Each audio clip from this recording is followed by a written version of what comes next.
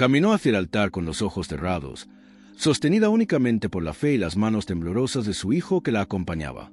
Los escalones parecían más altos de lo que eran en realidad. El mundo entero se había convertido en ese templo sofocante y abarrotado, con olor a sudor, incienso y esperanza a punto de estallar. Cada paso resonaba como si el suelo fuera de piedra. Con cada movimiento, las miradas de la multitud se clavaban en ella. Una mujer delgada y pálida, con un pañuelo atado alrededor de la cabeza que ocultaba los cables de la quimioterapia. Había dolor, pero también fe. Ella creía con todas sus fuerzas. Estaba allí por una promesa. Hoy, Dios sanará, había dicho el pastor. Y ella, entre médicos, morfina y pruebas, eligió creer en esa frase más que en cualquier diagnóstico. El pastor se paró tras el púlpito como un actor ante su mayor papel. Su voz llenó cada rincón de la iglesia como un trueno moldeado por dulces palabras. Descendió del altar como si llevara una unción especial ese día.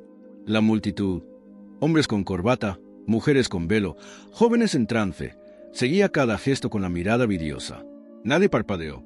Nadie se atrevió siquiera a respirar hondo.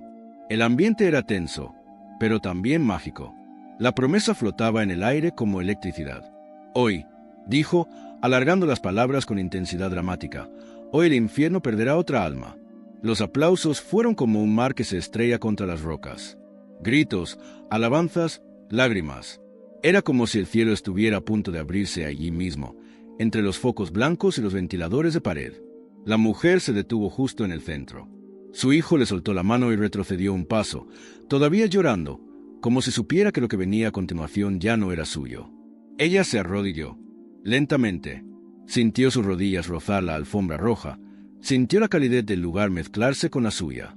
Se llevó las manos al pecho, cerró los ojos con más fuerza y esperó. La mano del pastor descendió sobre su cabeza. Fuerte, cálida. Él empezó a temblar. Dios está aquí. Lo siento, gritó, mientras la iglesia rugía como una multitud en trance. Las luces del templo parecían vacilar, como si la propia sala respondiera. El sonido de los altavoces crepitaba. La unción, decían, era demasiado fuerte para ser contenida por cables y altavoces. La gente empezó a llorar. Algunos se levantaron para orar. Otros se desplomaron en convulsiones de fe. Un coro espontáneo se formó en el fondo. Voces que susurraban, clamaban, invocando un milagro. La mujer empezó a levantar las manos. Lentamente, como si la levantara algo que los demás no podían ver. Le temblaban los dedos. Tenía los ojos cerrados. El pastor gritaba. La emoción era tan intensa que era difícil distinguir entre palabras y gritos. «Prepárense, prepárense», rugió. «Se va a levantar, curada». El templo quedó en silencio. Un silencio seco y repentino. Ese silencio que no parece provenir de la gente, sino del tiempo mismo, detenido. Ella comenzó a ponerse de pie. Sus ojos aún estaban cerrados. Sus rodillas temblaban. Era como presenciar el clímax de un milagro en directo. Entonces abrió los ojos. Y todo se vino abajo. Desde el fondo de la iglesia, un grito desgarró el aire. Un grito de verdad. Desesperado. A diferencia de todos los demás sonidos de fe y emoción en ese servicio. Un grito de terror. ¡Que alguien ayude! Se cayó. No respira. Todos se giraron. Un anciano, de unos 60 o 70 años, yacía en el suelo. Tenía los brazos abiertos como una cruz caída. Tenía las piernas torcidas y la boca espumeante. Tenía los ojos muy abiertos, vidriosos, congelados en algún lugar que nadie podía ver. El hijo de la mujer corrió hacia él. Una mujer, probablemente la esposa o hija del hombre caído, gritó desesperada, tirándolo de los hombros. Intentó reanimarlo abofeteándolo. Alguien comenzó a rezar. Otros se quedaron paralizados. La iglesia se convirtió en un escenario de horror. El milagro que debería haber ocurrido en el altar quedó eclipsado por una muerte en el fondo. El pastor no dijo nada. Se quedó allí, con las manos en alto, indeciso entre bajarlas o continuar con el acto. La mujer en el altar miró el cuerpo en el suelo. Le fallaron las rodillas. No se cayó, pero casi. Su hijo la miró, pero no corrió hacia ella. Intentaba reanimar al hombre caído. Los gritos se hicieron más fuertes. Algunas personas empezaron a salir corriendo de la iglesia. Un hombre intentó llamar a una ambulancia, pero la señal dentro de la iglesia era débil. «Eso no es una cura», dijo alguien en voz baja, pero todos lo oyeron. «Es un castigo». La sentencia cayó como plomo. Dura, fría, innegable. Un escalofrío recorrió la espalda de los presentes. El templo ya no parecía sagrado. El altar ya no parecía sagrado. La atmósfera, antes llena de emoción, ahora era pesada, sofocante, extraña. La mujer permaneció de pie. El pañuelo se le resbalaba por la cabeza. Su mano temblorosa intentó agarrarlo, pero se detuvo a medio camino. Sus ojos permanecieron fijos en el cuerpo inmóvil. No podía parpadear, no podía respirar hondo, no podía comprender. ¿Por qué ese hombre? ¿Por qué en ese momento? Porque justo cuando creía que se curaría. El pastor retrocedió 2 pasos. Se limpió la cara con un pañuelo de tela. Miró a la mujer y luego al cuerpo. No dijo nada más. Su voz, antes tan potente, ahora se le atragantaba. Una lágrima corrió por el rostro de la mujer. La multitud ya no sabía qué hacer. Y entonces llegó el corte. Como una cinta de cine que se hubiera interrumpido abruptamente. Silencio. Un silencio que no venía de afuera, sino de adentro. Un silencio que gritaba más fuerte que cualquier aleluya. Un sonido sordo y profundo, como un golpe sordo, resonó en los oídos de todos. No era real, era psicológico. Era la reverberación de lo que no debería haber sucedido, pero sucedió. Y solo quedaron ojos confusos, voces silenciosas, y la certeza de que aquella noche no terminaría con un milagro. Terminaría con preguntas. Y miedo. Se llamaba Marta, pero pocos la llamaban así. En el barrio, era la niña de la fe. Otros la llamaban la madre de Luan. Algunos la llamaban simplemente hermana, un apodo de fe que prescindía de su nombre de pila. A Marta no le importaba. Mientras su hijo viviera, el resto era un detalle. Se despertaba temprano, aunque no tenía mucho que hacer. Su pensión por discapacidad no cubría ni la mitad de sus necesidades, pero se las arreglaba. Siempre lo hacía. Horneaba pan casero, vendía alfombras de crochet que tejía por la noche y, a veces, aceptaba lavar la ropa de los vecinos a cambio de una bolsa de arroz o pollo congelado. Pero el trabajo que le absorbía la mayor parte del tiempo no era remunerado. El cuidado diario de Luan. Luan tenía 12 años, pero su complexión delgada y sus profundas ojeras lo hacían parecer más joven y mayor a la vez. Sus ojos reflejaban la inocencia de quien aún sueña con videojuegos, pero también el dolor silencioso de quien conoce hospitales, agujas y malas noticias. En las últimas semanas, apenas se había levantado de la cama. La medicación lo dejaba aturdido, con náuseas y distante. A veces, sonreía. La mayoría de las veces, fingía no sentir nada. Marta fingió. No podía permitirse el lujo de desmoronarse. La rutina siempre era la misma. Despertar, calentar agua en la vieja estufa, preparar gachas de maíz, darle a Luan su medicina, prepararle la ropa para la cita de la semana. Los días que se sentía mejor, iban juntos a la iglesia. Cuando él ya no aguantaba, ella dejaba la ventana abierta y la radio sintonizada en el servicio vespertino. Se sentaba junto a su cama, le tomaba la mano y cantaba suavemente, como si apaciguara el dolor con himnos. La fe de Marta no nació de un milagro. Nació de su ausencia. Tras el abandono de su esposo, el diagnóstico de su hijo y las noches frías y oscuras, Marta aprendió que creer era la única manera de seguir respirando. No quería dinero. Nunca quiso fama. Él tampoco pidió consuelo. Solo quería ver a su hijo sonreír. Sin dolor. Eso era todo. Al principio, iba a la iglesia por las palabras. Luego empezó a buscar las miradas, algunas compasivas, otras críticas. Dios está probando tu fe, decían. Todo esto tiene un propósito. Tienes que declarar la sanación. Él ya está sanado, solo tienes que creer. Frases como estas le llegaban de todas partes, y aprendió a sonreír y a sentir, incluso cuando todo en su interior le gritaba lo contrario. Memorizó las promesas del pastor como quien memoriza versículos. Dios honra a quienes siembran con lágrimas. El llanto puede durar una noche, pero la mañana llega la alegría. 1000 podrán caer a tu lado, y añadió en silencio, pero mi hijo no será uno de ellos. Ese mes en particular, los servicios comenzaron a cambiar. El pastor habló con más intensidad.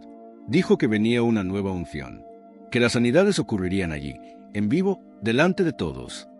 Milagros reales, nada simbólicos, nada emocionales. Milagros reales, de carne y hueso. Los tumores desaparecerán, los huesos se enderezarán, las enfermedades terminales se silenciarán. Marta oyó esto, sentada en el último banco, con la Biblia que había heredado de su abuela en la mano. Se le llenaron los ojos de lágrimas. Le temblaban las manos. Por primera vez en mucho tiempo, se atrevió a soñar con un futuro que no terminara en un velorio. Se le encogió el corazón. Se le sonrojó y creyó. Esa noche, al llegar a casa, se arrodilló junto a la cama de su hijo y susurró: «Luan, te vas a levantar. Vas a correr», dijo el pastor. Dios le habló. El niño, bajo los efectos de la medicación, simplemente sonrió. Una sonrisa cansada pero genuina. En los días siguientes, Marta se preparó como quien ordena su casa para recibir al Mesías. Limpió la habitación. Cosió una sábana nueva con los trapos de cocina que sobraron. Compró una pastilla de jabón nueva. Apartó la mejor ropa de Luan, aunque le quedara suelta. Y cada día decía: «Ya falta poco. El día llegará. Dios te sanará».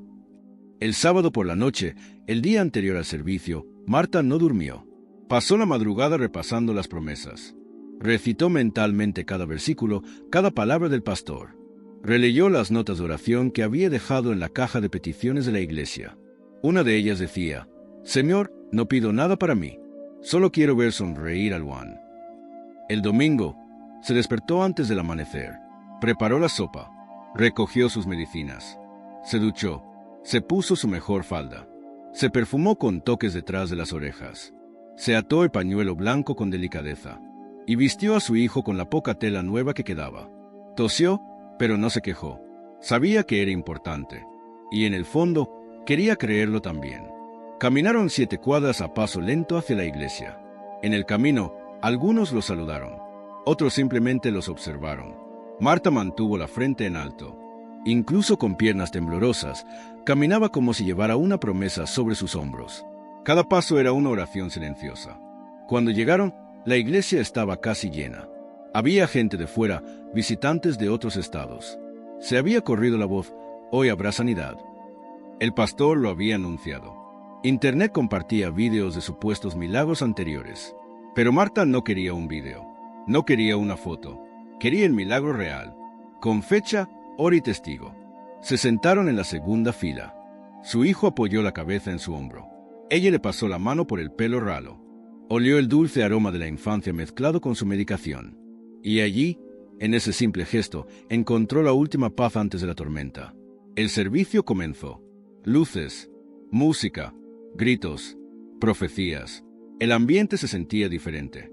Tenso, como si algo estuviera a punto de suceder. El pastor llamó a los enfermos al altar. La gente se puso de pie. Las sillas chirriaron. Marta se quedó quieta un momento. Su hijo la miró, y ella dijo: «Vamos, mi amor. Esto es todo». Subieron los escalones lentamente. La fe de Marta no era ciega. Estaba cansada. Estaba herida. Pero en ese momento, ella creyó. Y eso era todo lo que tenía. El servicio de aquel domingo aún resonaba en los oídos de Marta 2 días después. Era como si algo en su interior se hubiera conmovido, despertado. La imagen del altar, la multitud extasiada, la promesa entonada como una orden. Todo parecía latir aún, incluso cuando estaba sola en casa, cuidando a Luan, cambiándole las sábanas sudadas e intentando disimular sus náuseas con caldo caliente y palabras dulces. Pero lo que realmente le impactó fue lo que dijo el pastor. A mitad de su sermón, entre salmos memorizados y gritos encendidos, se detuvo. Se sumió en un silencio estratégico. Dejó su Biblia cerrada sobre el púlpito, miró lentamente al público y habló con voz temblorosa. Dios me está mostrando una madre aquí hoy». El bullicio se calmó. Algunos voltearon la cabeza, buscando quién era. Marta sintió que el corazón se le aceleraba, pero mantuvo la cabeza gacha, agarrando con fuerza la mano de su hijo. Una madre que ha llorado todas las noches, que ha luchado por un milagro. Una madre que no quiere fama, que no quiere dinero, solo quiere ver a su hijo sonreír de nuevo.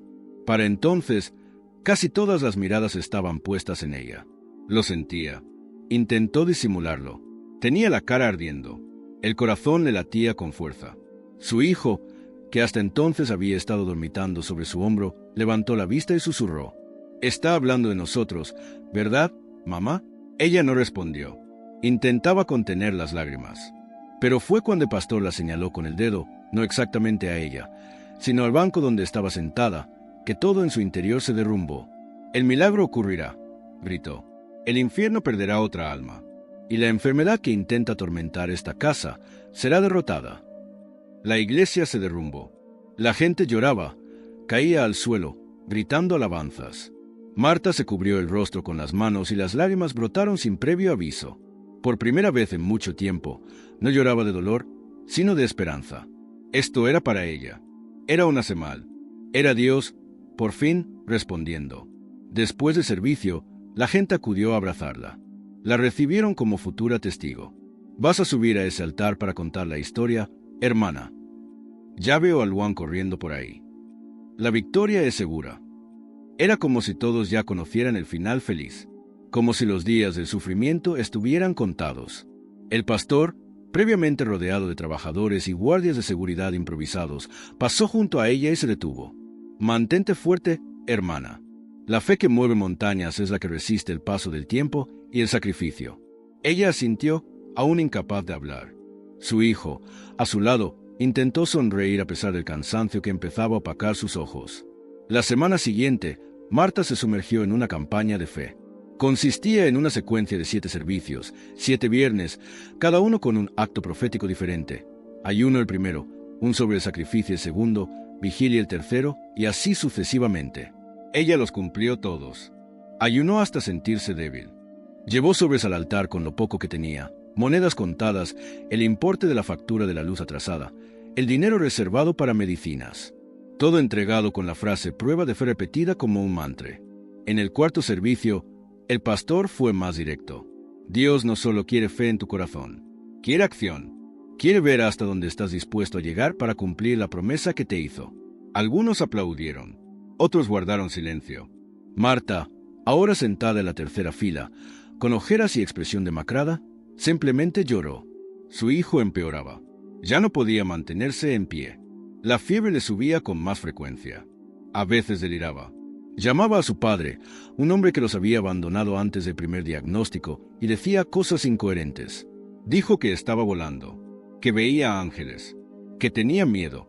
Escuchó en silencio, aferrada al rosario, diciéndose que era solo el enemigo intentando desanimarla. Después de todo, el milagro ya había sido anunciado. Solo necesitaba perseverar. Pero algo, en el fondo, empezó a molestarme. El cambio en el tono de los sermones. La repetición de la palabra sacrificio. La exigencia cada vez más explícita. El valor de tu sacrificio es proporcional a la grandeza de tu victoria. No renuncies a lo que te sobra, renuncia a lo que duele. La verdadera fe se mide por la renuncia. Marta escuchó, absorbió, obedeció, pero empezó a sentir un peso diferente. Un peso que no era solo espiritual. Era humano, era psicológico. Era como si, poco a poco, la fe dejara de ser un consuelo para convertirse en una exigencia. En el sexto servicio de la campaña, la pastora llamó al altar a todos los participantes de la campaña de sanación. Ella se acercó con pasos lentos, sosteniendo a su hijo, que apenas podía caminar. Subió los 3 escalones de nuevo. Se paró junto a otros, un anciano con bastón, una joven con cáncer de huesos y un adolescente en silla de ruedas. El pastor pasó junto a todos, imponiéndoles las manos, profetizando, gritando, temblando. Al llegar a Marta, le susurró al oído: «El próximo servicio será decisivo, pero para que esta fe dé fruto, se requiere un verdadero sacrificio». Quiso preguntar qué quería decir exactamente, pero no tuvo el valor. Se trabó la pregunta y asintió, como quien firma un contrato sin leer la letra pequeña. Esa noche, de vuelta en casa, llenó una caja con sus últimos ahorros. Dinero ganado con esfuerzo que podría haber usado para comprar pañales para adultos, suplementos alimenticios y gasolina. Lo envolvió todo en un sobre blanco y escribió en el exterior: «Sacrificio por la cura de Luan». El hijo, acostado, la observaba en silencio. «Estaremos bien, ¿verdad, mamá?». Ella forzó una sonrisa. «Vete, mi amor. Ya casi llego».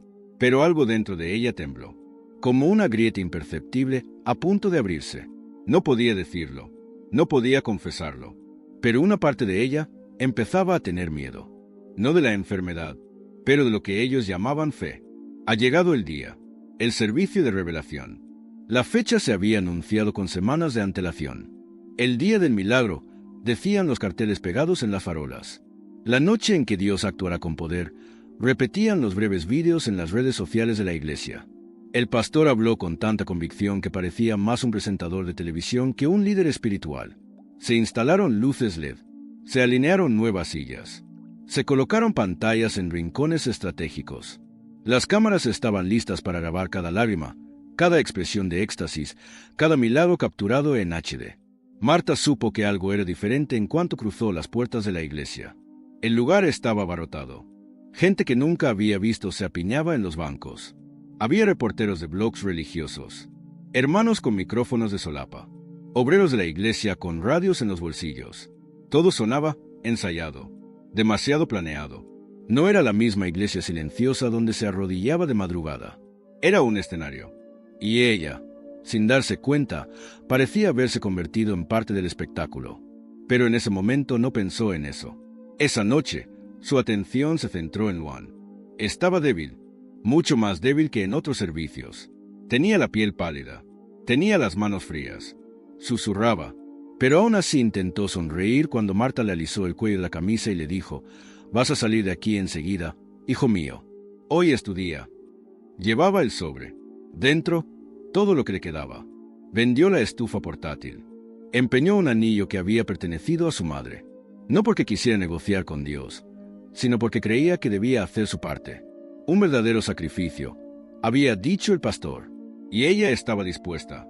El servicio comenzó con gritos, música a todo volumen, aplausos sincronizados. La iglesia parecía un estadio. Había baile, luces destellantes, palabras proféticas que brotaban como ráfagas de fuego. El pastor entró entre aplausos. Su traje relucía. El micrófono en su mano era como una espada. Sus ojos recorrieron la iglesia hasta encontrar a Marta. Él sonrió. «Hoy es la noche de lo imposible», gritó mientras el sonido de los tambores resonaba al fondo de la iglesia. «Hoy desciende el cielo. Hoy el milagro silenciará a los escépticos. Prepárense, Dios actuará». Marta ya lloraba. Sostenía a Luan en sus brazos. Ya no podía caminar. Sus piernas no lo sostenían, pero seguía despierto.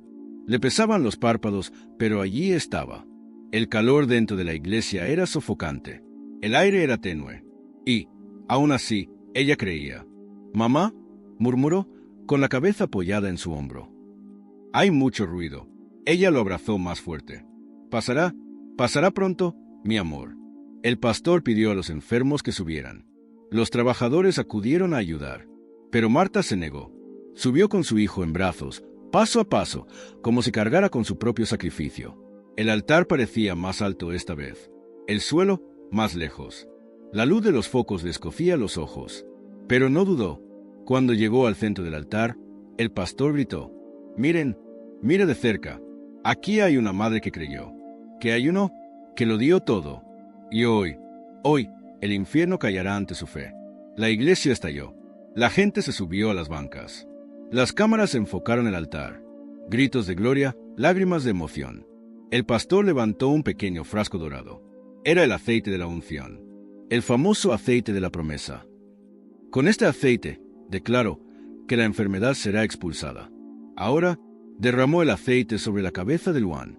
La sustancia le resbaló por la cara. Se removió, frunció el ceño, tosió, y luego se desmayó. El cuerpo se le escapó de los brazos a su madre como una muñeca de trapo. Sus brazos se descolgaron.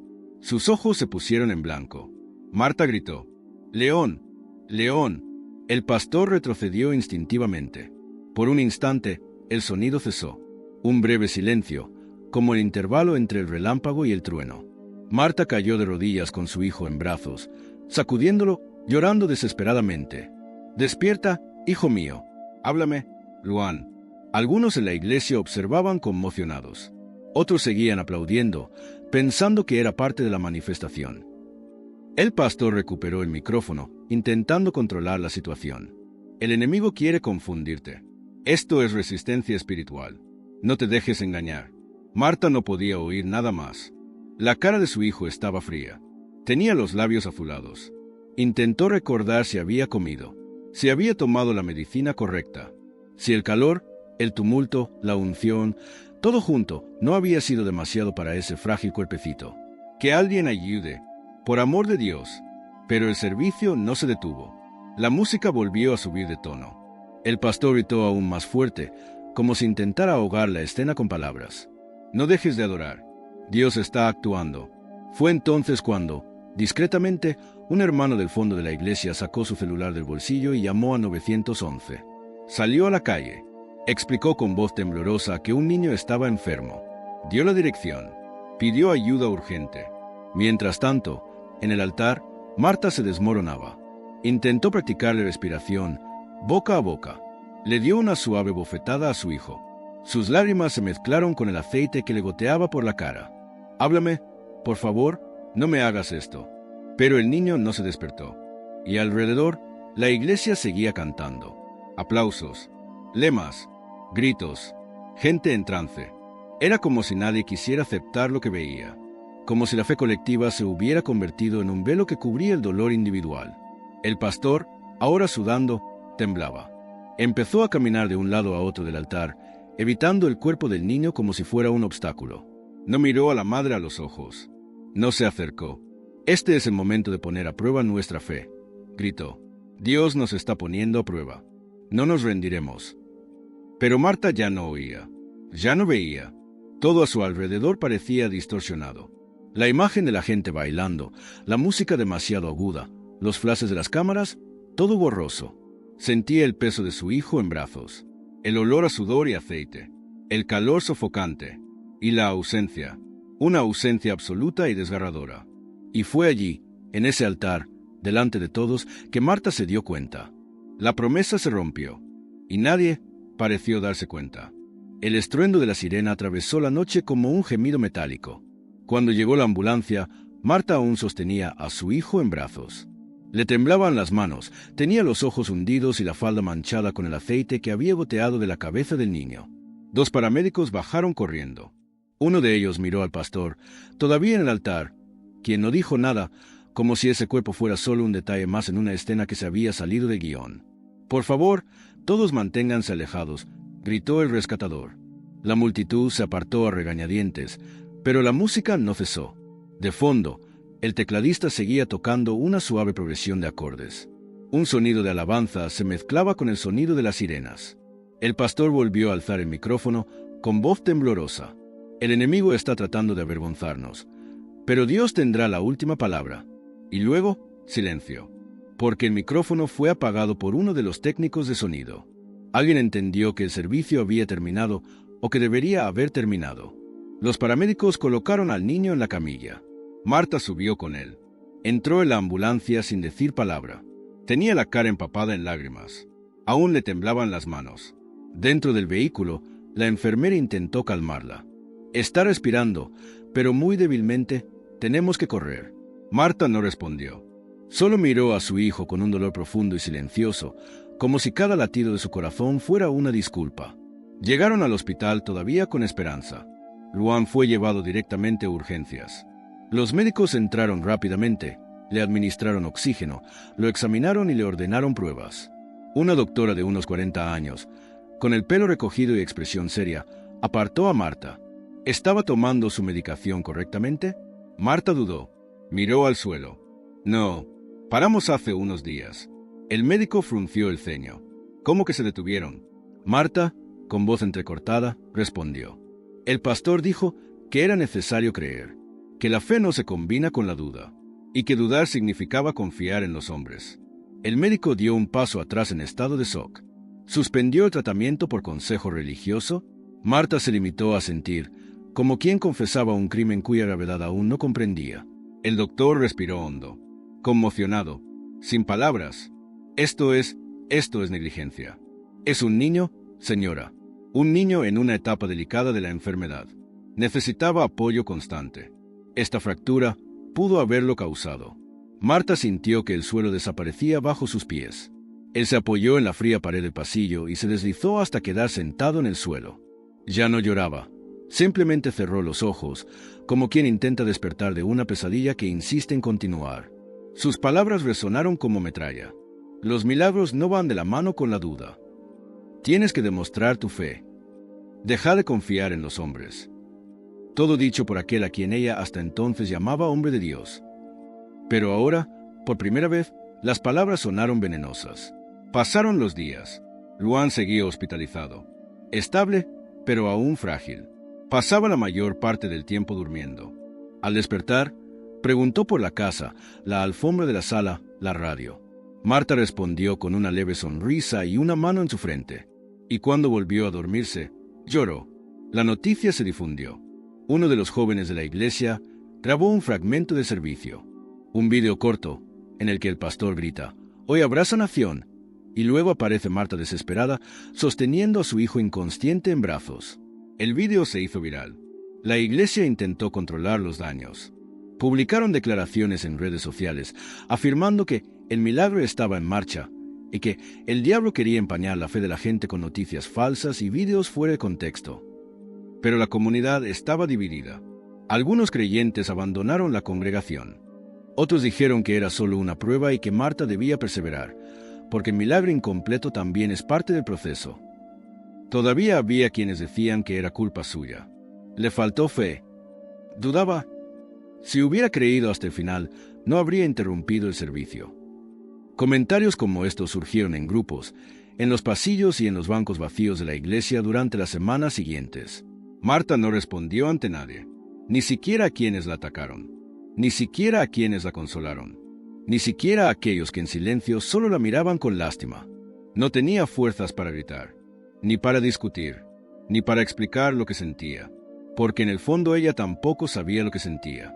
¿Era culpa? ¿Fue una decepción? ¿Era desespero? ¿O estaba todo junto, cosido dentro de un cofre que ya no podía soportar más promesas? Una periodista local intentó contactar al pastor.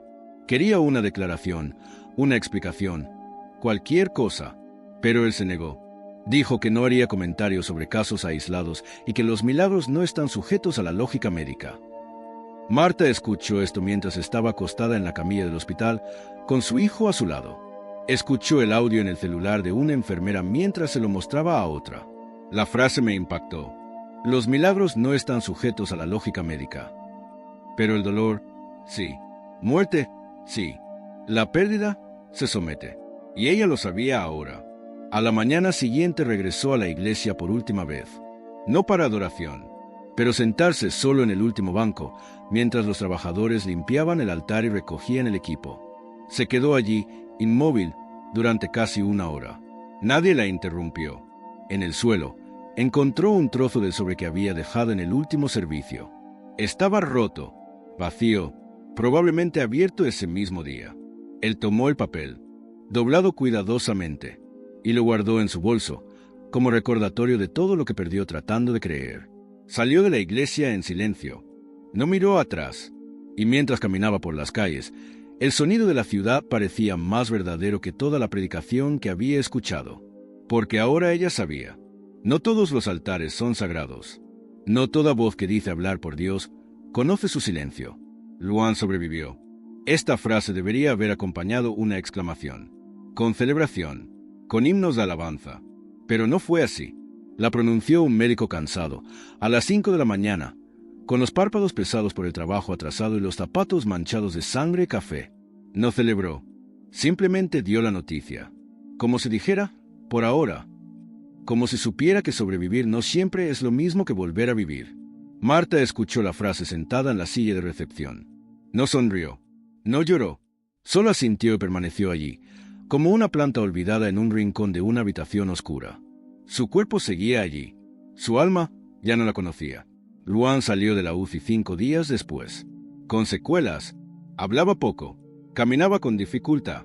El médico dijo que el tiempo diría si sus funciones motoras y cognitivas volverían a la normalidad. Quizás, quizás no. Nadie se atrevió a hacer promesas. Y promesas, eso era todo lo que Marta ya no quería oír. Le llevó meses de rehabilitación, exámenes y consultas. El sistema de salud pública, saturado, le proporcionó lo básico. Ella hizo el resto sola. Cargaba a su hijo en brazos para bañarlo. Calentaba la comida en un microondas que le había prestado un vecino. Vendaba heridas. Le administraba medicamentos.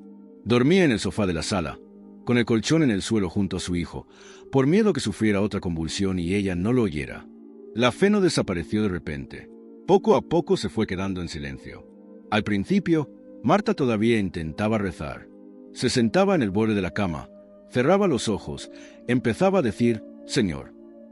y se detenía. No le salían las palabras. Era como si un muro la separaba del cielo. No era ira, ni rebeldía. Era agotamiento. Era miedo de volver a oír el silencio.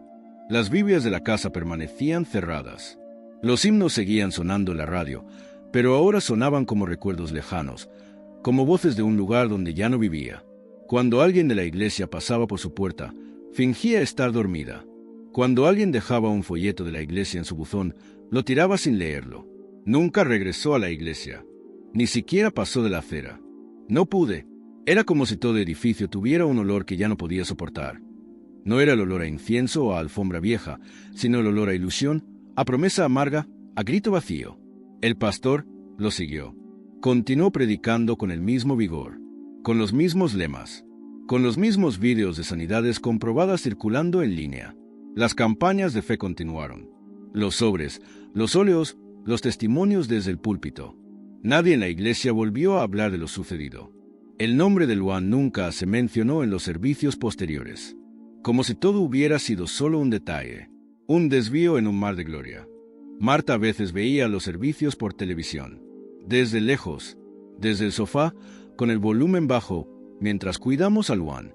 Observó como si contemplara un fantasma, alguien a quien una vez conoció, alguien que una vez formó parte de su vida, pero que ahora parece distante, translúcido, extraño. Vi al pastor gritar, alzar su Biblia, invocar la sanación, y no sentí nada. Ni ira, ni añoranza, ni deseo de venganza.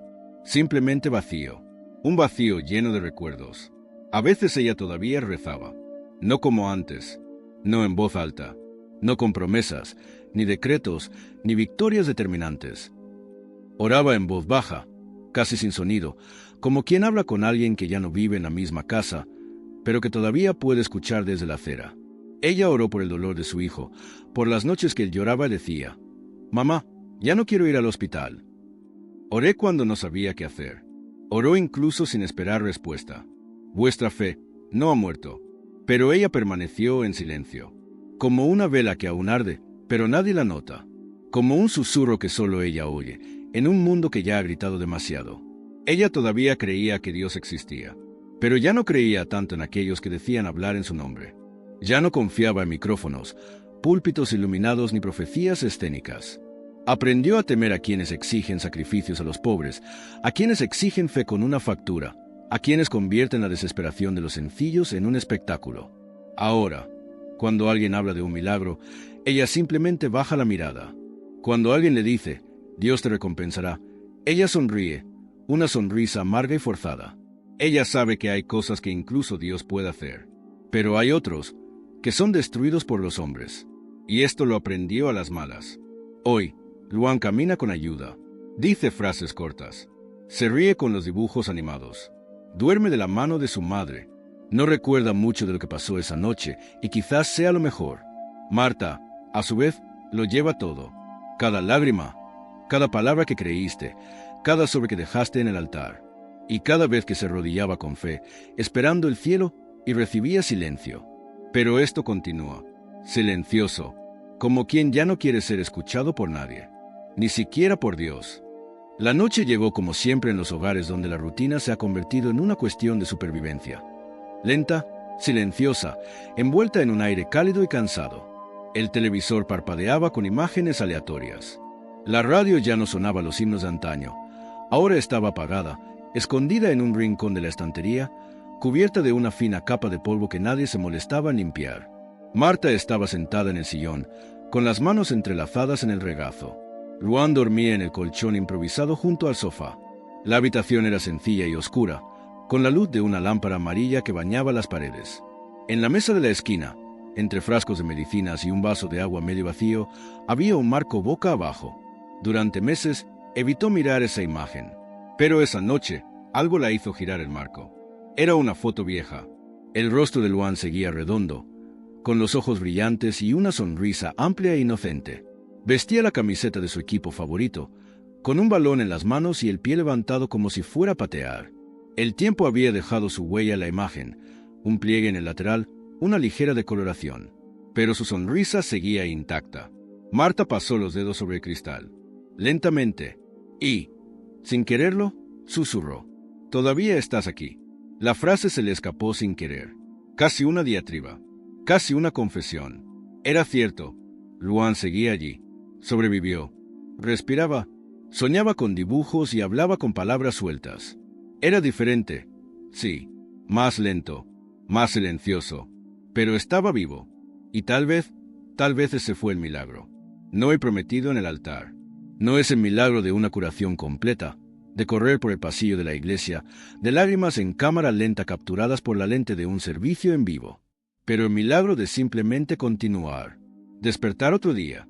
Escuchar el sonido de una respiración ligera durante las primeras horas de la mañana. Ver a ese chico sonreír, incluso con medio cuerpo dormido, incluso con la mirada lejana. Marta sabía que muchos llamarían a esto medio milagro. Pero para ella, en ese momento, parecía más real que cualquier grito desde el púlpito. Porque no había música, ni luces, ni aplausos, solo silencio. Y tal vez era en el silencio donde Dios verdaderamente estaba. Recordó el día en que creyó con todas sus fuerzas. El día que subió las escaleras con su hijo en brazos, esperando ver la gloria. El aceite goteando. Los gritos. El cuerpo inerte en sus brazos. La desesperación. La ambulancia. La cruel revelación. Y, después de todo, la soledad. El dolor de ser utilizada como instrumento de una fe ciega. La vergüenza de haberlo renunciado todo, incluso la seguridad de su propio hijo, por una promesa que nunca le perteneció. Ella pensó en los demás. ¿Cuántas otras Marces había allí? ¿Cuántas madres, padres, hijos, hermanos estaban ahora mismo en iglesias parecidas, escuchando voces parecidas, creyendo en promesas vestidas de santidad, pero cosidas de culpa? ¿Cuántos dejarían de tomar medicamentos, de seguir un tratamiento, de buscar ayuda, por miedo a una fe dudosa? ¿Cuántos cambiaban sus últimos ahorros por sobres vacíos? ¿Cuántos confundían la voz de un hombre con la voz de Dios? Marta no tenía respuestas. Ya no sabía separar lo que era fe y lo que era obediencia ciega. Pero aprendí, con amargura, que no toda fe salva. Algunas hieren, otras aprisionan. Algunas nos alejan del Dios que decimos buscar. Ahora sus oraciones eran diferentes. Sin gritos, sin imposiciones, sin decretos. Eran oraciones silenciosas. A veces sin palabras. A veces, solo una mirada al cielo nocturno. A veces, solo un suspiro cansado, casi una pregunta. ¿Aún me escuchas? Ella no lo sabía, pero aún así oré, porque aún con el corazón hecho pedazos, todavía había algo dentro, algo que insistía en creer que el silencio también podía ser una respuesta. Y luego, una noche, mientras ajustaba la manta sobre Luan y apagaba la luz, se sentó en el borde del colchón y recogió el marco nuevamente. Miró la foto, pasó los dedos sobre la imagen, y pensó, ¿qué pasa si el milagro que esperas no es lo que necesitas? Se quedó pensando en esa pregunta durante un rato, sintiendo el peso y la ligereza que conllevaba. Porque a veces la mayor salvación no viene del altar, ni de la sanidad, ni de la gloria. A veces el verdadero milagro es simplemente sobrevivir y seguir amando, incluso con el corazón roto, incluso sin entender, incluso si nadie más lo ve. Y entonces la cámara pudo mostrar a Marta cerrando los ojos, sentada en la oscuridad, el sonido del ventilador girando lentamente, su hijo durmiendo al fondo, y la frase final, escrita en silencio, apareciendo en la pantalla, mientras la imagen se congela en ella sosteniendo la foto. Ella todavía reza, pero ahora en silencio. Si has llegado hasta aquí, gracias por acompañarme en esta historia tan emotiva. Si este mensaje te conmovió, deja un comentario abajo. Estoy contigo hasta el final. Quiero que esta reflexión no haya sido en vano. Y si te resuena, suscríbete al canal. Aquí compartimos historias y preguntas que a veces nadie se atreve a hacer, para que podamos reflexionar juntos. Y si quieres, danos un me gusta, porque es una forma sencilla de decir que esta conexión que hemos creado también te resuena. Hay un video aquí que complementa este tema. Haz clic en él y sígueme. Será genial tenerte con nosotros.